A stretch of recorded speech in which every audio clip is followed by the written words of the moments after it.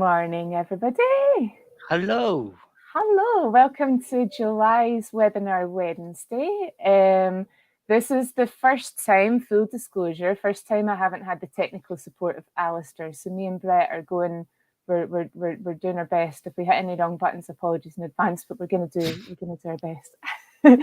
so Absolutely. so I'm Pauline, most of you all know me already. And Brett, do you want to say a quick hello? Hi, I'm Brett. Fourth week in the job. I've made it. I know. It's brilliant. And loving it. So yeah, looking forward to today's webinar Wednesday.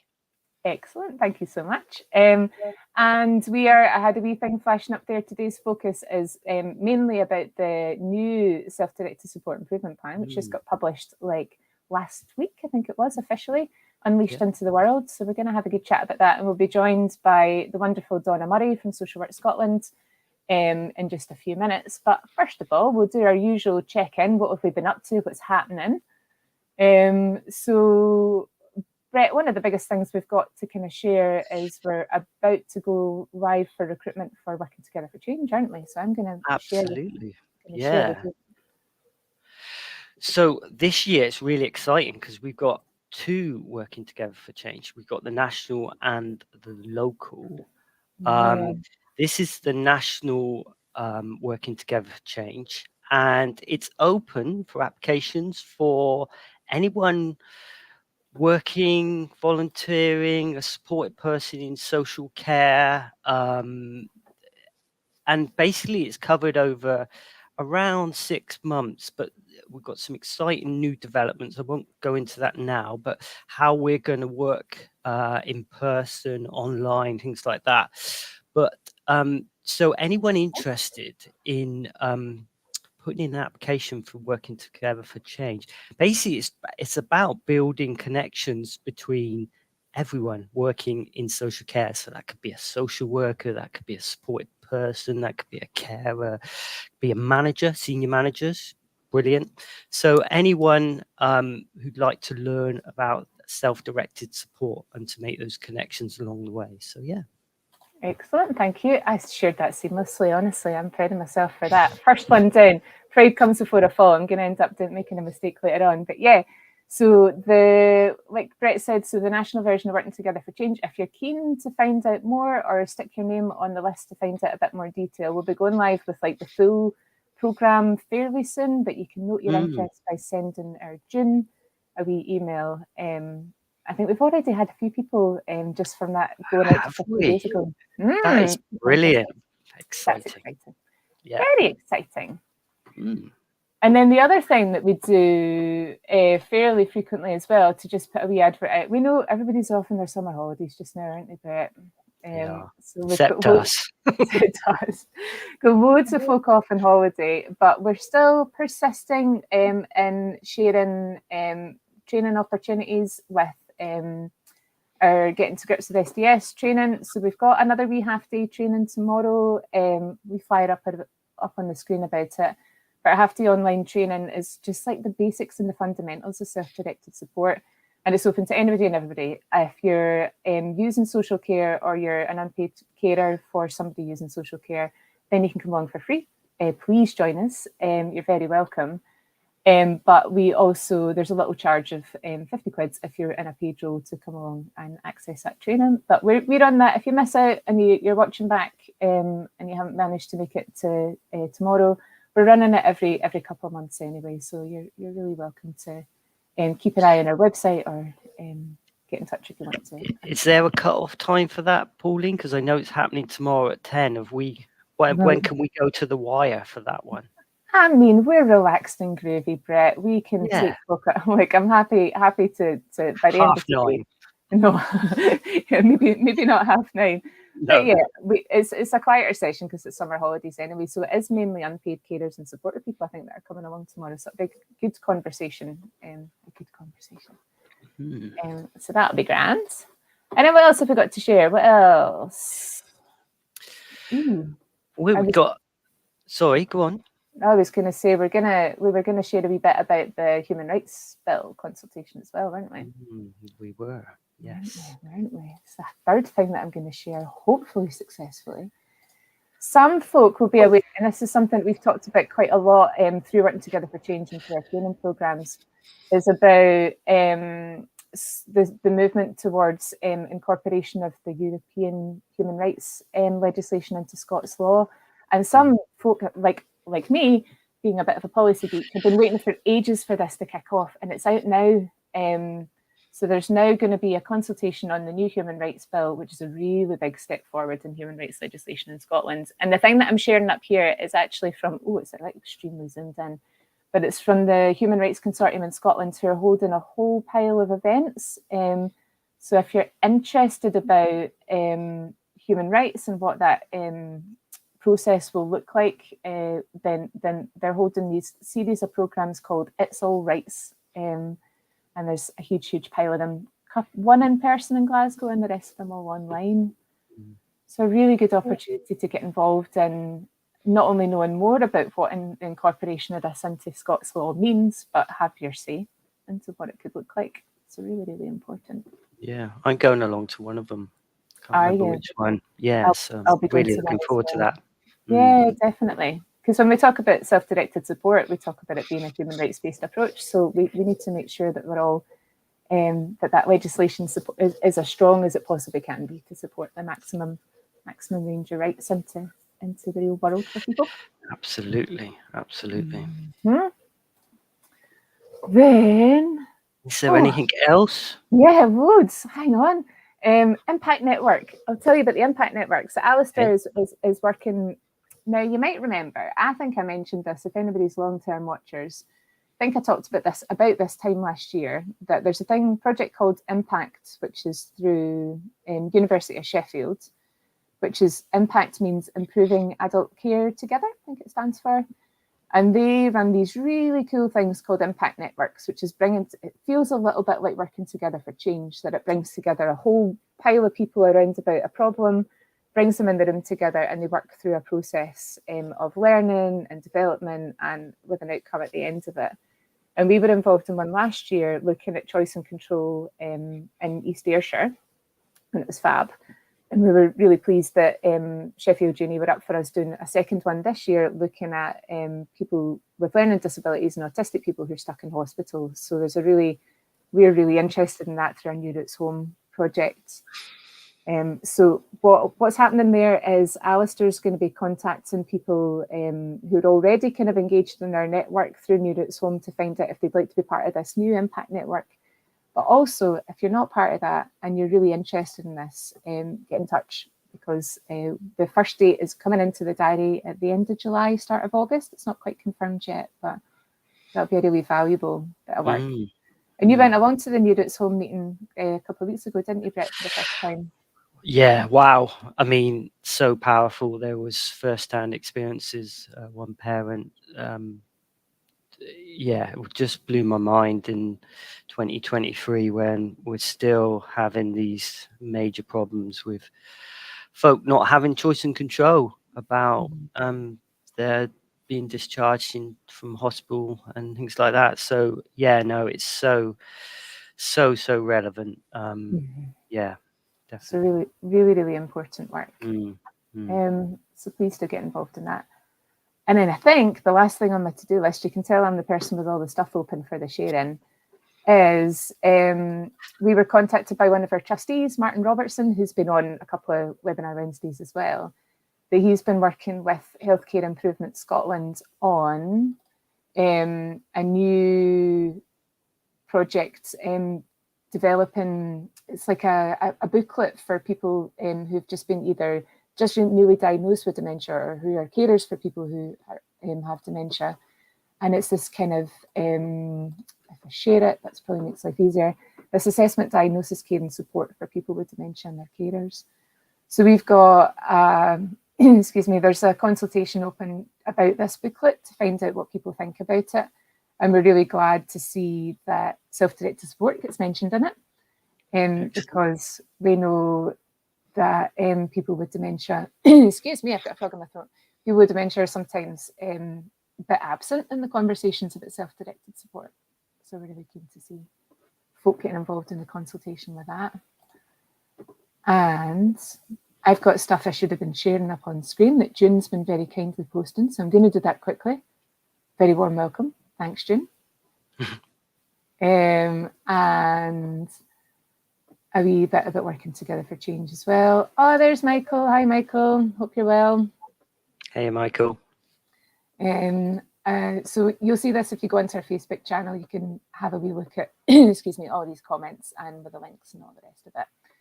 And there's a big one about the human rights bill there as well. So, and a link to the consultation on our Facebook stream. And yeah, Impact Network as well. So next time I'll be slicker at sharing the comments. Managed to share the screen all right. We're here. There are people watching. So we've done some of it right. Maybe next time. I think it was seamless, Pauline. Seamless, silky smooth. Silky I think smooth. so. I think so. So I think that's all the sharing to do. Yeah. Okay.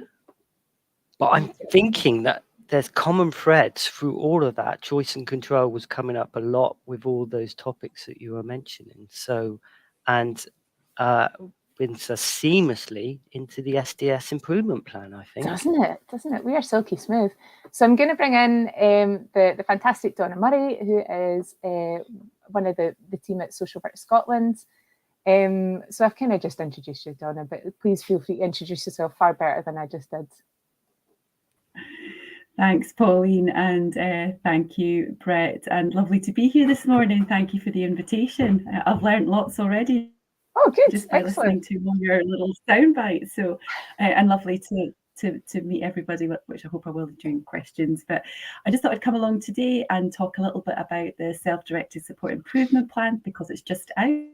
As Pauline said, it came out last week. I think it was June the 26th. I understand there is going to be a bit of a launch, a little video by the Minister and COSLA. So we're just waiting to find the dates for that. But that'll be nice because we really do need a lot more publicity around this plan. So we'll look forward to that. But it is on the website and it does go through all the kind of outcome and activities for the next wee while. But the plan goes from 2023 to 27. And as everyone will know, it supports the delivery of self-directed support. It's the successor to the old plan, which ran out in 2021. So we had a time when there wasn't a big direction for travel. We were all doing our work, but we didn't really have that overarching aim. So it's good to have the plan now, and especially on the back of the updated statutory guidance. So we were all involved in the statutory guidance. So at least we've got the law, we've got the statutory guidance, we've got the standards, and now we've got a plan. So that kind of feels like we've got a lot more activity, both nationally and locally, and a little bit more joined up, I hope. So the plan is the plan was developed, co-produced. Well, I think there was a lot of consultation involved.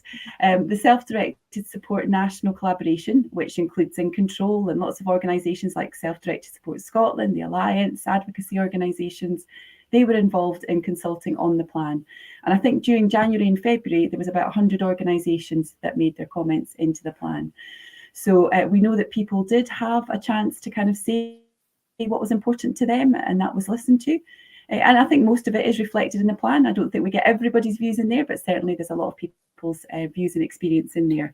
So that's a good thing. And then Scottish Government and COSLA went over the plan and then finally agreed it. So it's got that stamp from Scottish Government and from COSLA, the COSLA organisation that represents all our local authorities. Because at the end of the day, it's the local authorities that have to deliver a lot of the self-directed support. It's their approach to social care. So it's really, really important. So the plan sets out priorities which are for all of us. So whether we're in the voluntary sector or whether in local authority or in advocacy organisations, and whether you're supported people's organisations. So it's that plan is for everybody. It does have some money beside it. So I think they said, I had to check this out, but it was £7.5 million, which sounds quite a lot, but I think in the grand scheme of things, it's not massive, but it's money. And that money goes to, I think just over 3.5 million goes to local authorities. So each of the local authorities has to have an improvement plan and they get some money to do that. And then the rest of the money goes to the organisations who'll be delivering a lot of the activities in that plan. So that includes In Control, which is fabulous, and Self-Directed Support Scotland and the Alliance, and ourselves in Social Work Scotland. So that's, at least there's some resource for some of the work we're doing, which is fabulous. I think that, I guess what the plan does focus on, which is maybe a little bit different from the other plans, is that it recognises that we need effective systems. We need systems that work for people and for the workforce. We need strong leadership, and we need strong leadership at all levels. So leadership includes obviously supported people and carers, as well as chief social work officers and people leading councils. We need a skilled workforce. So we need a workforce that knows about self-directed support, is confident and passionate about self-directed support and able to do that.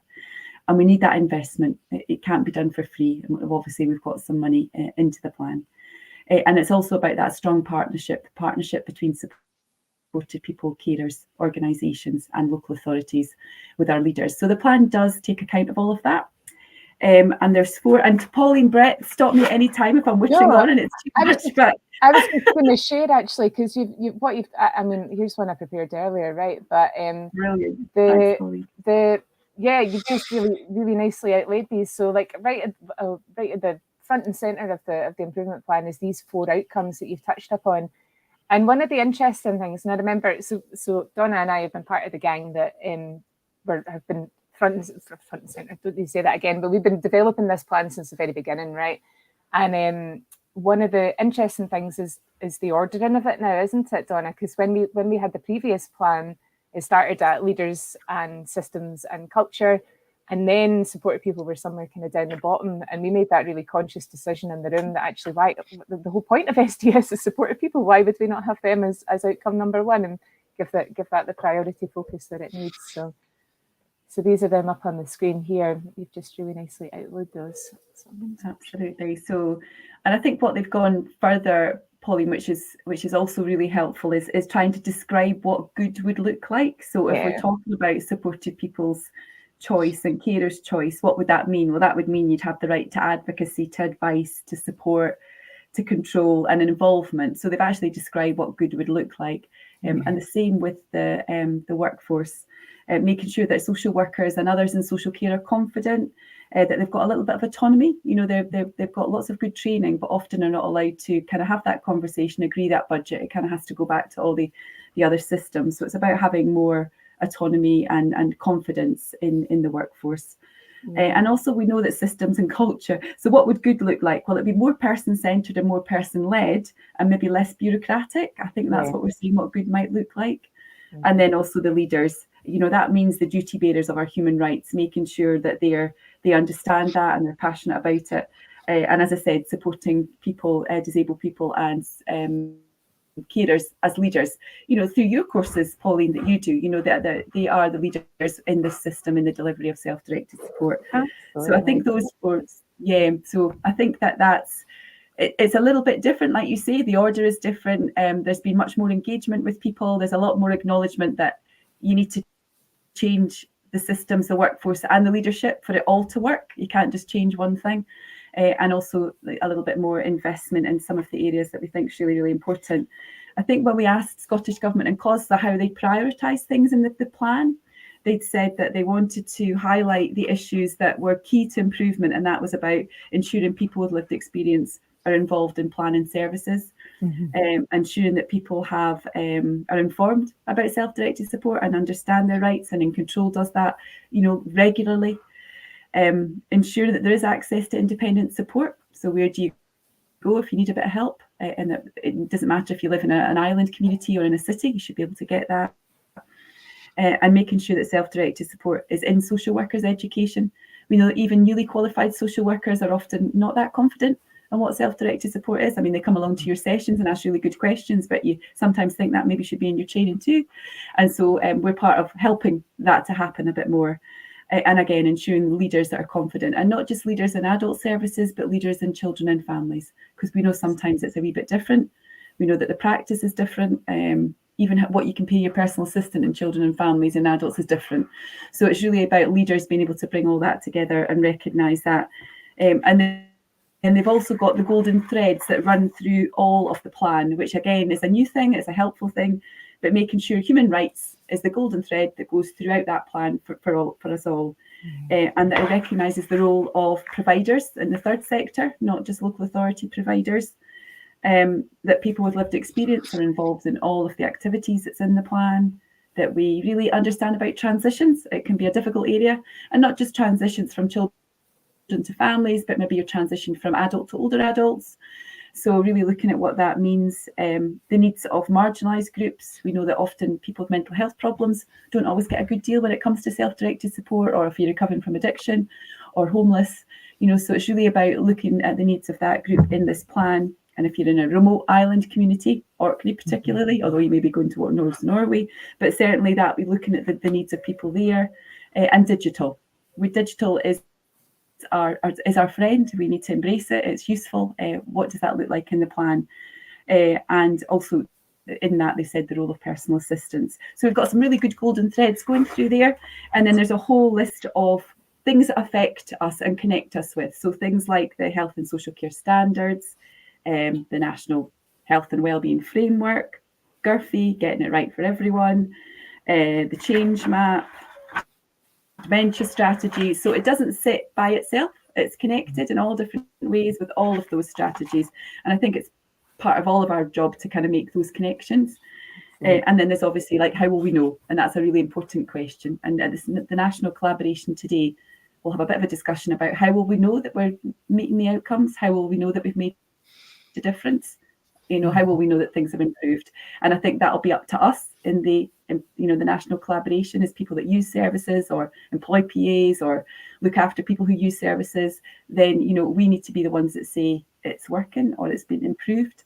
So just how we do that. There's no point in knowing how many people are in option one. We need to know what the difference it makes, the impact that we've made and how that feels. So we'll be discussing all of that. But I think that's kind of the stage that we're at. I'm sorry, I've gibbered on quite a lot there very quickly. No, that was brilliant. Excellent. I've got a question for both of you, come through from Fiona. So Fiona's saying it's reassuring that there's funding to go along with the plan, but will this equate to ring fence funding at local authority HSCP level? So I guess that's talking about the transformational fund money.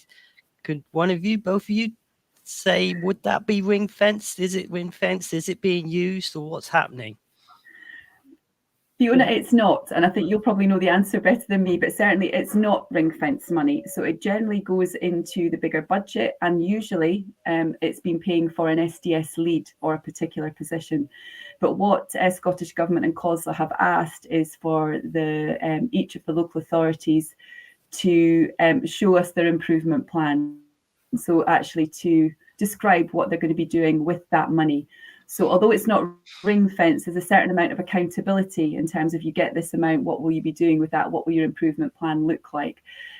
But it's a question that we've raised a lot about actually having it ring fence, but it's not the case. It hasn't been ring fenced in the past, and I don't think this one is. It's just, this is the money that you get. Tell us what you're going to do with it. We'll look at your improvement plan. It's interesting because, and again, this is by nature of Scotland and our 32 different local authorities, and we've got a real difference in terms of what Clackmannanshire looks like against Highland, or Glasgow looks against Borders, and all these different things. So there's kind of a calculation done, isn't there, to understand. So not all local authorities get the same amount of money. So it is done by a calculation, I think, based on staff, population, rurality, needs, all of these different things. So there is smaller local authorities might get only a portion of a salary cost for an SDS leads equivalent, and other local authorities make it loads more. So there is science behind it. But yeah, it's a good investment. It's a good investment from Scottish Government to be able to embed some of this. But yeah, you're right, that accountability is the thing that's one of the most interesting parts of this new plan, is making sure that we can all see what improvements are happening locally as well. Because I think that's been one of my reflections from, I've been around for 2 years, is it feels like things are much more joined up in that way. There's better.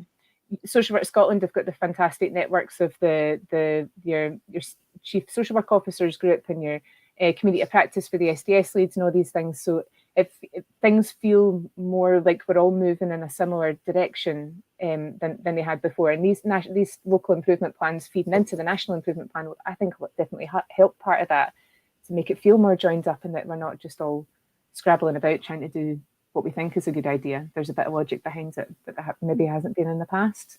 Yeah, I've been I aware would of. totally agree, Pauline. Totally agree. I mean, I think we're aware that loads of good practice have been developed, possibly in the third sector, voluntary sector, and local authorities were not engaging with that, using that, knew about it. And I think that the fact that we do have a community of practice that's got all the representation from the local authorities, and there is a leadership body that's interested in the work, I think that's definitely helpful. And I think the fact that all the delivery partners, as they're called, the organisations that are working towards improvement, are working together. I think that that's definitely much more healthy. There's not a huge amount of money going into the system, but what is going in, we can make it. We can make it count. Yeah, definitely. Fiona's just put a wee response up to scene.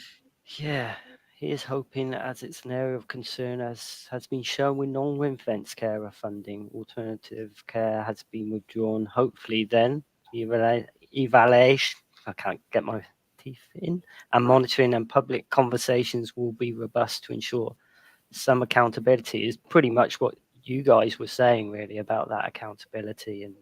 And yeah, so how do we have that consistent approach? So $6 million question across the 32 local authorities. Perhaps it's too big to unpick today, but any thoughts from you guys?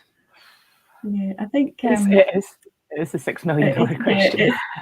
Well, I think there's bits that'll be helpful. So the review of standards, and one of the standards is about accountability, and one of them is about transparency. So actually really understanding more about what that means to people, whether you're a carer or whether you're a supported person, that'll be important. I think the Scottish Government and ourselves have acknowledged that the data we collect doesn't really tell us if there's been an improvement or really what need is or whether we've made a difference. So we need to sort of think about, well, either collecting different data or doing it in a different way.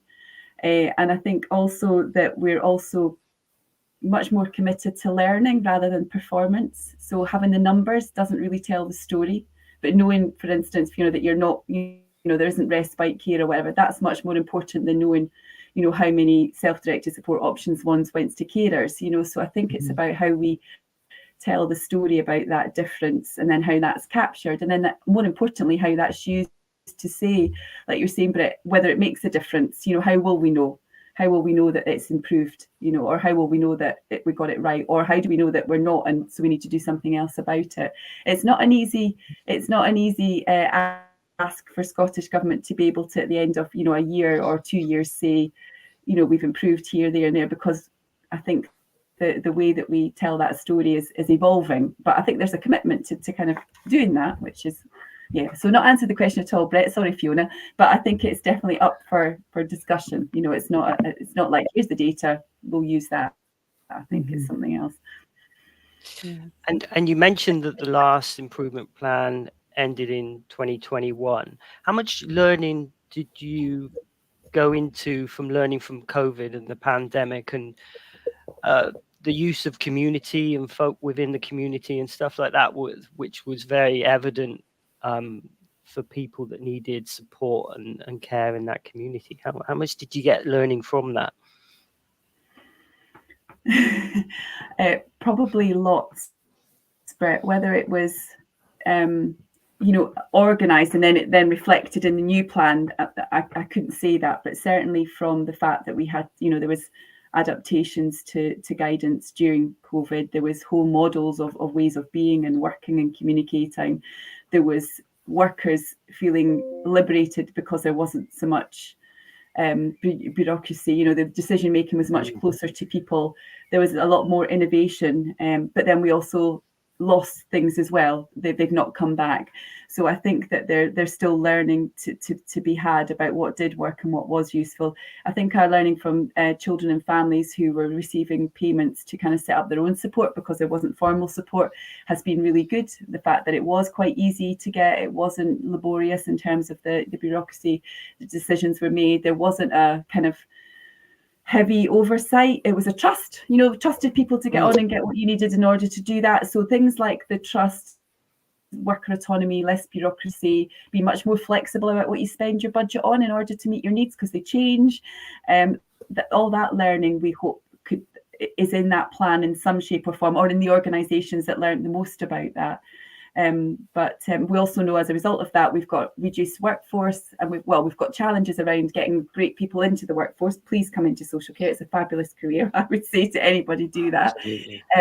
But we obviously need a few more. We need a few more people, and we've got cost of living crisis, and we're still recovering from pandemic. So there is a few things that weren't necessarily there a couple of years ago and are there, which will impact on how we implement it, and not, in a learning way, I hope, Brett. But yeah, Pauline, coming in there, sorry, talking to me. Yeah, no, not at all. You've covered absolutely loads. So I would have said as well, and more. I think the thing for me is we all adapted. Amazing things happened during the pandemic. We had communities rallying together, creativity and flexibility like we've never ever seen before. And a couple of reflections for me are, one being that I was around self-directed support in the really early days, when it was just at that kind of build stage, working on a project, doing kind of similar to what I'm doing today, interestingly enough, really similar conversations. And we talked about creativity and flexibility as one of these nice to have things. It wouldn't it be great if we could be more creative and more flexible? And then the pandemic happened, and it became no longer a nice to have, it was a need to do, because there wasn't anything else out there. So it's almost been like a wee bit of a kick up the backside for some of us to be able to think, oh God, we can't rely on the status quo anymore. We have to do things more creatively or flexibly, which is really great in a way, right? Obviously, with all the challenges that came with the pandemic. But the other reflection for me is that we need to not stop that. It can't be now that the pandemic is under control as well as it's probably ever going to be. We have things reopening, we have people back at work, and all those kind of renormalizing of some of the way things used to be.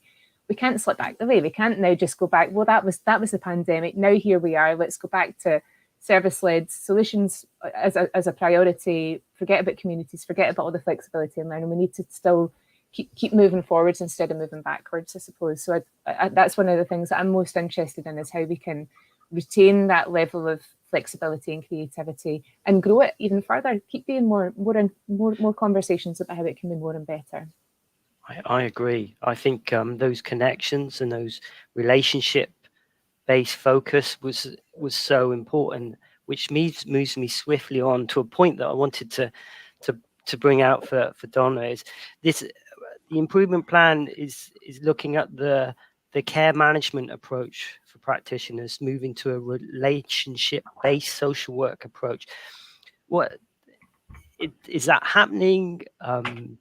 How important is it for you? I think it's really important, but yeah, tell us your thoughts on that.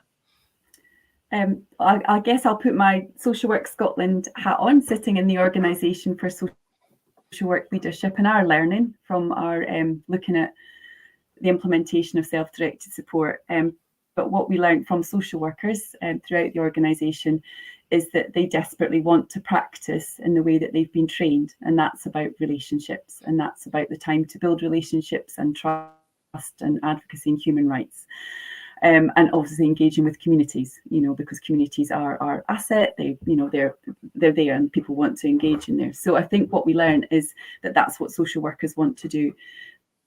But we also learned that the current systems don't enable them to do that. So the way that we've set up all these accountability systems, or these systems to write up your assessment, or to allocate your budget, or to have your review, are really taking up the time over spending time with people.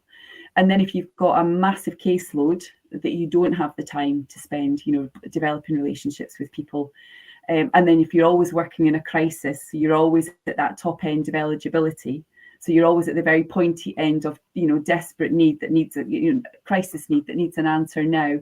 It's not lending to developing those long-term relationships which stop people from going into crisis. Well, not stop, but you're actually possibly equipping people to deal with a crisis better, or not to get into crisis. So I think that we're definitely not there yet, Brett. And that's probably a little bit about the systems, a lot about the leadership, a lot about the workload, and then put in eligibility criteria, and you've just got a reduced load of people with a lot of a bigger caseload. I'm not referring to people as cases, but that's the terminology, caseload, but the number of people to support and all of that, and the maths don't add up. And then you have people that generally leave the profession after 6 or 7 years because it's just not how they want to practice.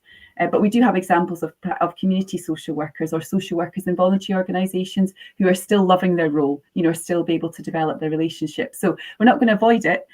So part of our work is to look at social work training through our community of practice, trying to really build and support relationship building for relationship-based practice, looking at newly qualified, looking at the advanced practitioners framework for social workers, and trying to build in all of that relationship-based practice, because that's what social workers want to do. And our learning from My Support, My Choice is self-directed support works best when there's a relationship with your social worker. Mm-hmm. So we know that works best when there is, and we know that it's not always happening. So Social Work Scotland is trying, as a leadership organisation, to try and do something about that through the training, through the community of practice, through just practitioner toolkit, just looking at resources, training, career progression, and then amongst all of that, what the system needs to do to support that way of working, and what leaders need to do to get behind their workforce to say, let's give you the time, let's give you the skills, go out into the community, let's give you, let's reduce the number of caseworks that you've got to enter into the, the system, all of those things. But yeah, work in progress, Brett. We're not there yet, definitely. Thank you for that. I've got another question that's come in where it's an observation, I think, for Fiona. It's would be good to have an evaluation, I can't say that word this morning, that links to standards. I guess she's talking about the health social care standards. Limited evidence. Yeah, could be. Yeah, limited evidence, a living document in practice. Hopefully there will be always a direct way for individuals to feedback, even if it's dissent. I would say actually this is another step change that I've seen over the last couple of years that's happened, is that there are many more opportunities, I think, now than there were when I first started 2 years ago, for people with lived and living experience to be able to be involved in these decisions and conversations, and to have if it's dissenting, we need to hear that, because there's no point in us sitting in our nice wee team huddles thinking, yeah, we're doing a grand old job here. There's no point in that if it's not the reality for people. So please do. There are lots of opportunities for folk to get involved in stuff. And again, there are spaces and places we can do that, but we share a lot of those opportunities through our mailing list. And Fiona, I think you're on our mailing list anyway, so you should be hearing some of those. But also, I think that there has been a change in mindset around about that in the last couple of years, and having that engagement is rightly now seen as incredibly important. And so I would hope through the evaluation that'll come through as well. We'll be able to support people with lived experience to be part of that evaluation subgroup too. Absolutely, Polly. And Fiona, I think it's a really good idea in terms of the self-directed support standards, because those standards were co-produced and said this is what good would look like, because we'd not really got to the point, and we were all striving for improvement, but we hadn't actually put down what good might look like. Yeah. So if we're reviewing those standards to include all the voices, and they're reviewed to say this is what good would look like now, in light of everything else that's happening, then how would we tell a story around that? That would be, how that evaluation would be, how would we know that we've reached those standards?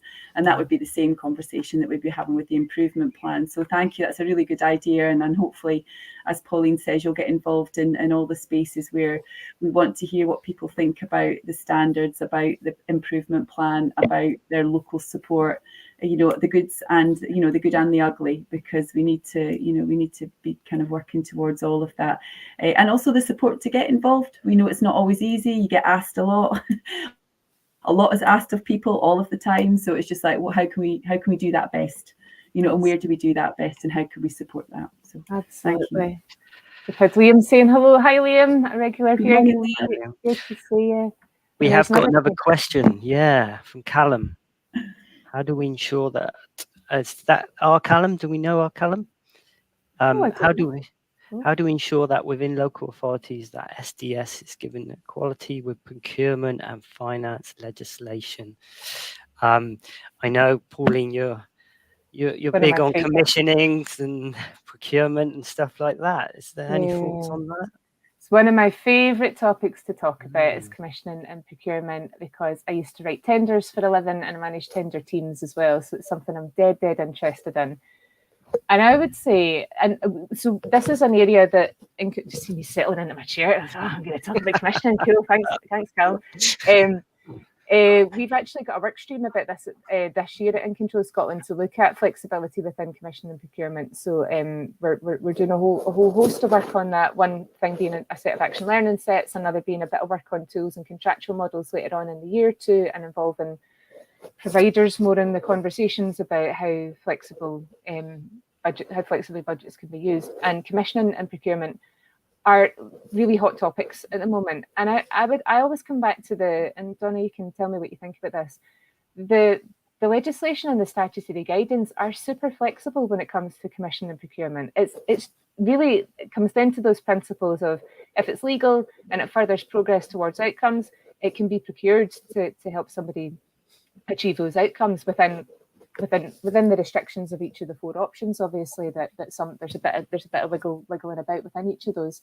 What it comes down to, I think, is a few different things, but it's usually local rules and regulations, and whether those are.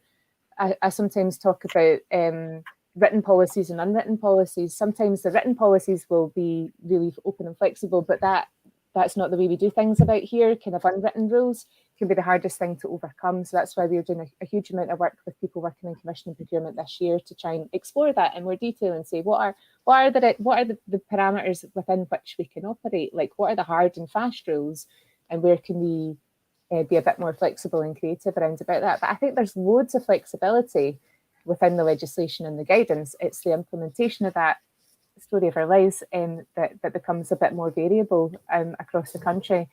So I think that the ground is there, the groundwork is there for us to build on. It's just getting the confidence, I suppose, and the creativity and the folk making those decisions. Absolutely, and I totally agree, Pauline. And it's a really good question, Callum.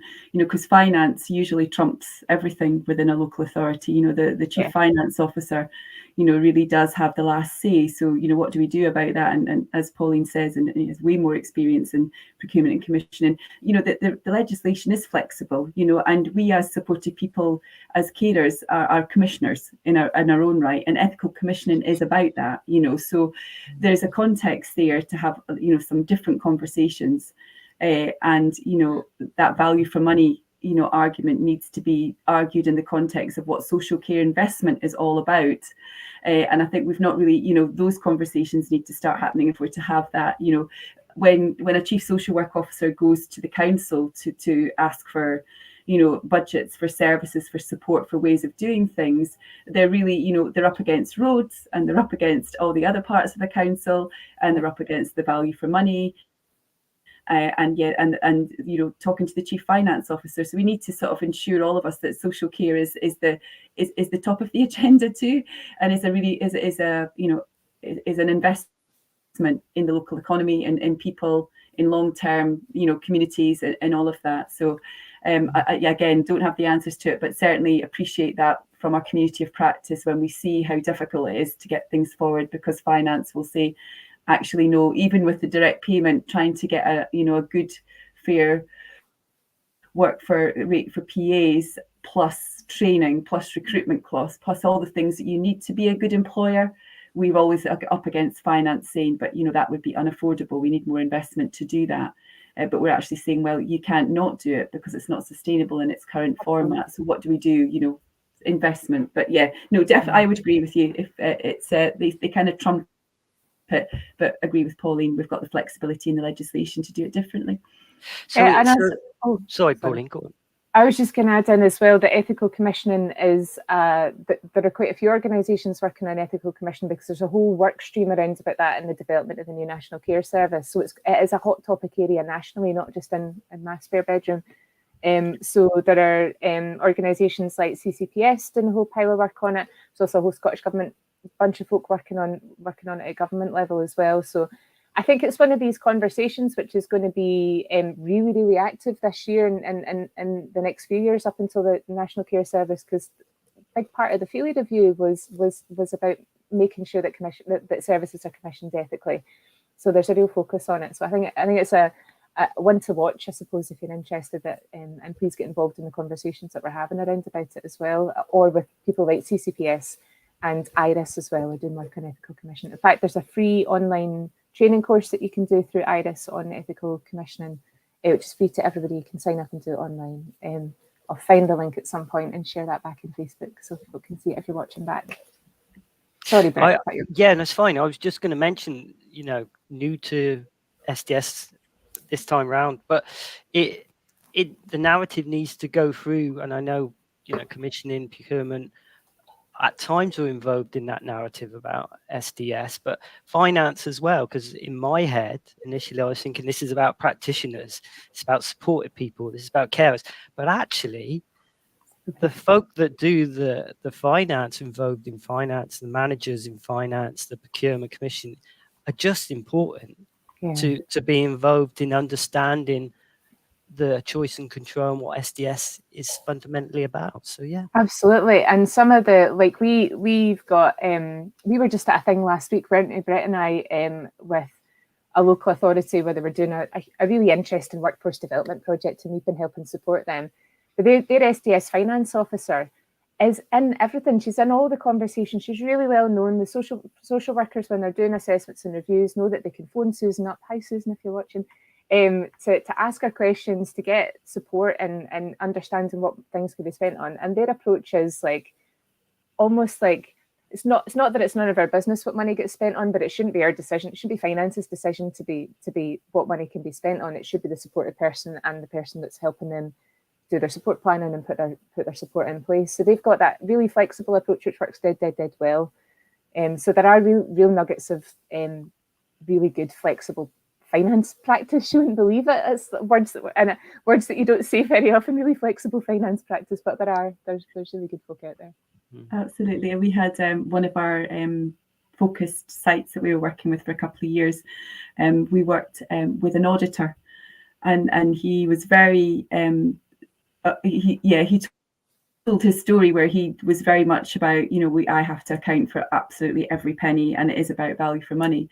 But then, having had conversations with social workers, when they did come back and said this isn't going to work because, and then explaining it, he got his whole team to talk to social work, so that there was a much more easier conversation. So it wasn't a kind of us and them, and social workers going to have to hype up the situation in order to get the best budget, which is artificial because you've just had a really good conversation. Why would you go back and go, it's dreadful, But that was the way that you got the money. So that's a much healthier relationship with audit, to be able to say that the reason that we're asking for this is because of this, and this is about the right for the supported person to have a good life, and their carer too. So he said that was a real eye opener for him, and that's obviously the way forward, because he's very skilled at doing the books, and less aware of the kind of context that people were in, and the obligations of the council, both legal and because it's the right thing to do. So he's got his team working with the social work teams, which has been really helpful. And that's like a constant thing that I hear really regularly from folk who aren't directly involved in working with people and families, is that the human aspect, once you understand the human aspect of it, it makes decision making so much more simple. And there's something, because I've heard that from people involved in commissioning, procurement, contracts, finance, legal, all of these things, and it does bring me back to that whole point of the whole system is about people. So why have we structured our system to remove people from the equation? That's part of the whole system change thing that I think is these interesting conversations that we're starting to have, is how do you bring the person into conversations about finance and procurement and contracts and legal and all the rest of it. So they're the easy questions we're trying to answer, Donna. No bother. But the impact it makes is huge. And it comes back to that, one of the first questions you asked, Brett, about relationship-based practice. How do we make sure relationships are front and centre in everything that we do? Because they are the foundation of self-directed support. Yeah. And well, that brings us to... Sorry, Brett, carry on. No, carry on, Donna, carry on. It was just a quick one about that whole eligibility, because we're talking here about people who've been, at the top end of it, critical in terms of eligibility criteria. And I think, social care, it's a universal right for people to have a conversation about what they need or what they want or how they want their life to be. And I think, there is a commitment from Scottish Government and COSLA to review that, and that would open up, in terms of self-directed support, because it's not always about a budget, but more, you should have a right to have a conversation about it, and I think that it will be helpful to look at what eligibility, rethinking eligibility. What would it look like in a different way? And how would it be much more universal? And how would we have those earlier conversations rather than always at a crisis space when it's hard to think about what, you just want help. You're not necessarily thinking about what you want your life to look like. You just want, and so I think that doesn't really help with those relationships if we're not really engaging around that. And the role of community-led support models and things is really important. So yeah, sorry, Brett, I interrupted there. No, it's great. Are we getting to the end there, Pauline? We are. I don't know how I just looked to the clock there and it's 11:50. Honestly, you start a chat and the time flies when you're having fun. Be really interesting. It is, and so just a huge thank you. That was a super interesting chat. Like the links in the improvement planner should be on the Facebook threads if you're watching this on Facebook, and I think they come through on YouTube as well, I think. But you can just Google for SDS National Improvement Plan and you'll find it. But yeah, not the only conversation we're ever going to have about this, I suspect. We'll be back doing updates. We'd love to share once that evaluation subgroup's up and had its outcome, to find out what you all think about the kind of measures of success that we're trying to work towards. And as well, this is our to-do list for the next 3 years as a whole social care workforce and social work workforce. So we're definitely not hear the end of this for a good wee while yet. But just huge thank you to you, Donna. That was incredible. Oh no, thank you to you. Thank you, that's been great. Thank you. Massive thanks. And everybody else, have an amazing summer. I hope the weather turns a wee bit nicer. And we'll see you in the first Wednesday of August next month for our next webinar Wednesday. So all the best. Thank you. Thank you, everyone. Thank you. Thanks, everyone. Bye.